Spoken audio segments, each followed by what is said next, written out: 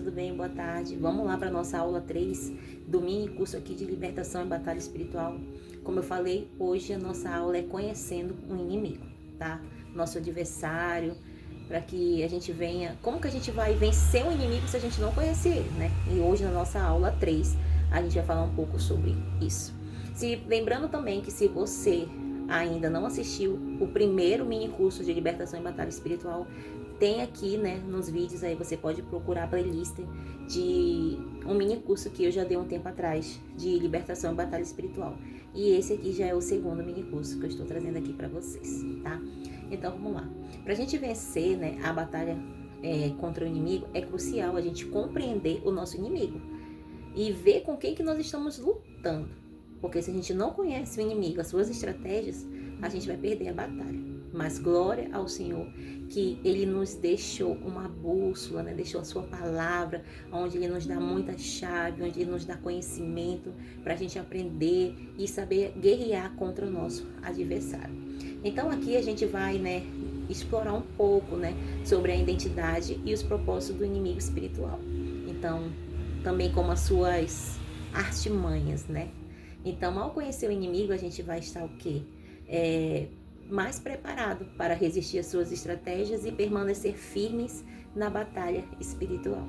E o primeiro tópico aqui é: qual que é a identidade do inimigo? Em 1 Pedro 5, versículo 8 vai falar assim: o diabo, o vosso adversário, ele anda em derredor rugindo como um leão, procurando a quem possa tragar. Então, a Bíblia, ela vai identificar o nosso inimigo, né, espiritual como diabo. Ele é descrito como o nosso adversário e aquele que nos ataca e tenta nos destruir. E o que a gente pode perceber aqui?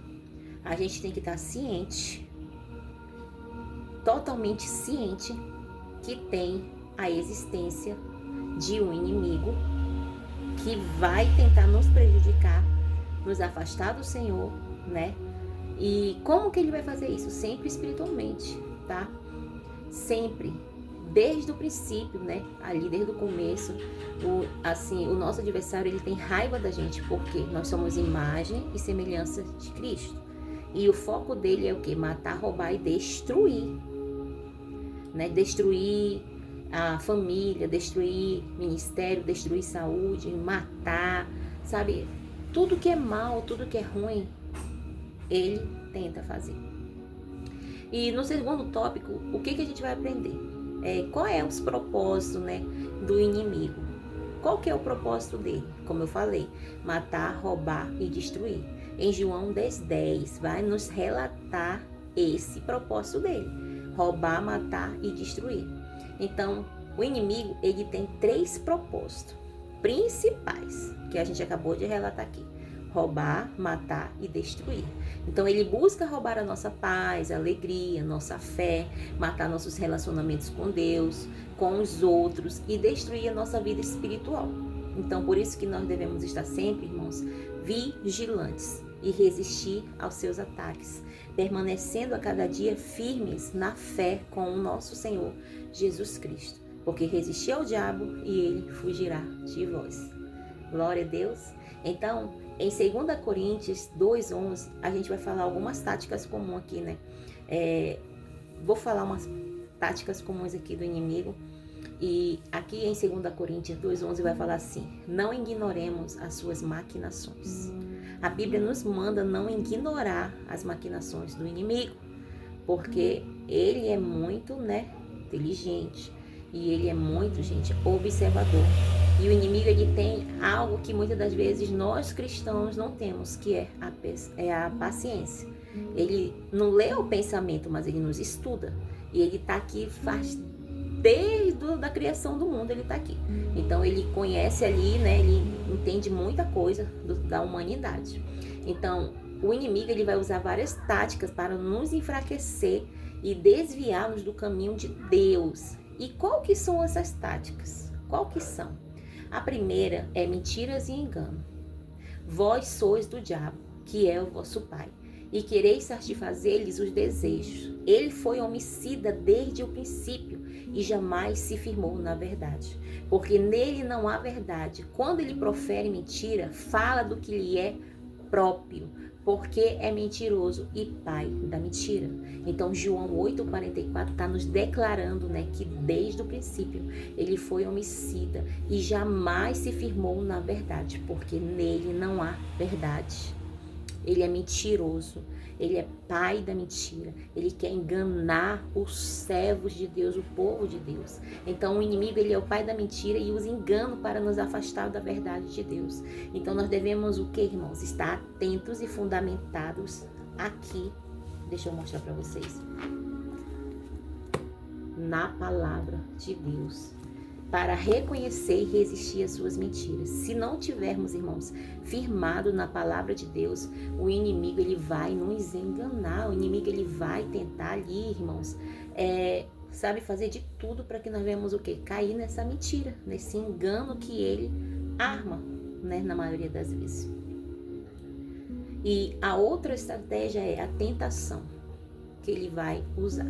Em Tiago 4,7 vai dizer assim: sujeitai-vos, pois, a Deus, resistir ao diabo e ele fugirá de vós. Ou seja, como que nós vamos vencer essa artimanha, essas maquinações do inimigo? Aqui está a chave. Irmãos, na palavra do Senhor está tudo. Na palavra do Senhor está tudo que nós devemos fazer para a gente vencer o inimigo. O Senhor, ele nos dá ferramentas, o Senhor nos dá estratégia. Então aqui em Tiago está falando que nós devemos sujeitar-vos a Deus, resistir ao inimigo, porque ele vai fugir de nós. Então o inimigo, ele vai sempre buscar nos tentar, oferecendo prazeres, soluções enganosas, mas nós devemos continuar resistindo à tentação.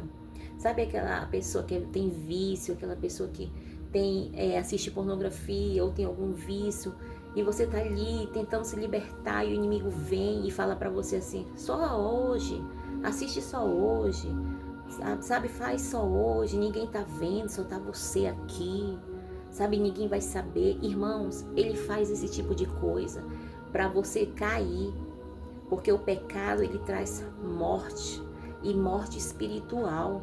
O pecado vai afastar de Deus, porque a pessoa vai ficar com vergonha, a pessoa vai se sentir suja. Então ele coloca ali a seta, ele coloca ali aquelas, sabe, ele manda a pessoa ali fazer, incentiva, para depois ele o quê? Ele mesmo ficar acusando, porque ele é o acusador. Então resiste à tentação, essa tentação de fumar um cigarro, essa tentação de se masturbar, essa tentação de assistir uma pornografia, essa tentação de beber, essa tentação que tem estado sobre a tua vida.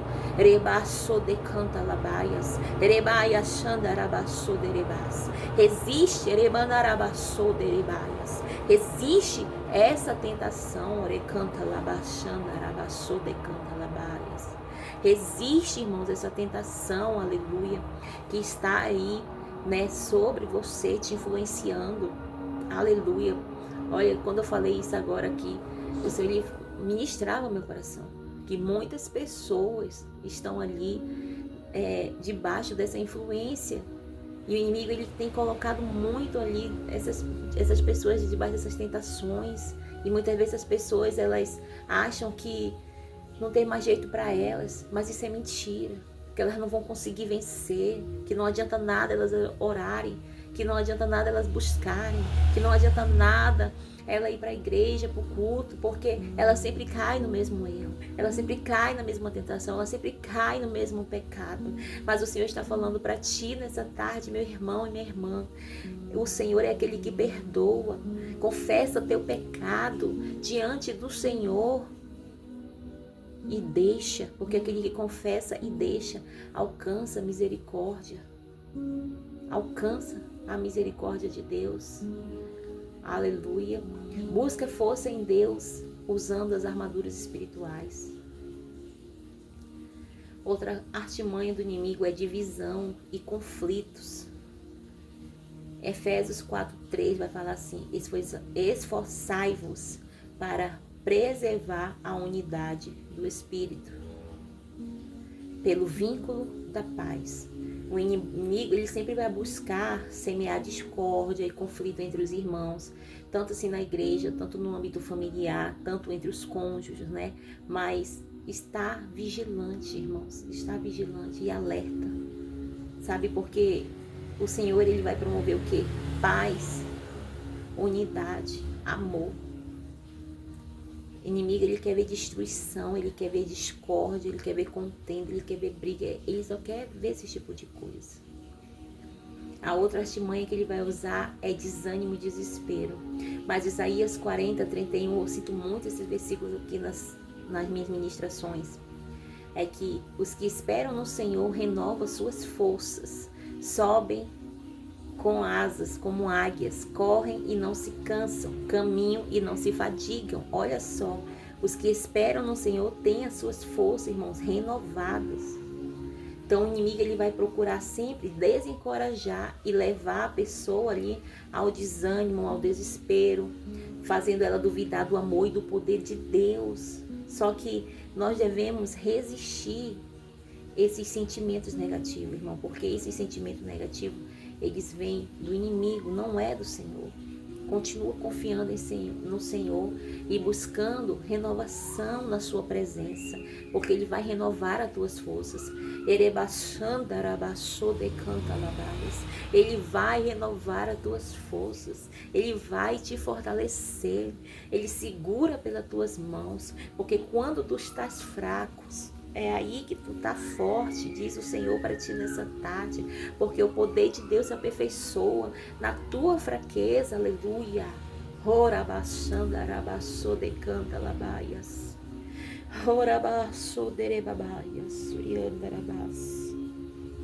Aleluia, glória a Deus, aleluia. Obrigado, Senhor, pela tua palavra. Obrigada, Senhor, pelo teu toque nessa tarde, Senhor. Obrigada, Jesus, pela tua presença. Glória a Deus. Aleluia, glória a Deus. A presença do Senhor, irmãos, tá forte aqui hoje, né? Eu creio que vou conseguir dar aula. Aleluia, glória a Deus, irmão. Não tem nada melhor, né, do que nós sermos cheios da presença de Deus, né? Glória a Deus, aleluia. Aleluia, glória a Deus. Permanecendo fortes na batalha. Portanto, tomai toda a armadura de Deus para que possais resistir no dia mau. E havendo feito tudo, permaneceis firmes. Efésios 6,13. Para permanecer forte na batalha espiritual, precisamos conhecer o nosso inimigo, suas táticas e seus propósitos. Devemos estar alertas, revestidos da armadura espiritual e usar as armas que Deus nos deu, né? E além disso, a gente tem que lembrar que nós nunca estamos sozinhos, porque o Senhor está conosco, tá? Nos fortalecendo. Glória a Deus. Então, irmãos, essa aqui é a aula 3. Amém? Hoje nós falamos aqui um pouco, né, sobre o inimigo, as suas artimanhas. E glória a Deus, que essa palavra possa ter falado com você, edificado a sua vida grandemente. Curta, compartilha, se inscreva, né, aqui no meu canal, se inscreva lá no meu, segue lá no meu Instagram. Amém, glória a Deus, e que o Senhor te abençoe.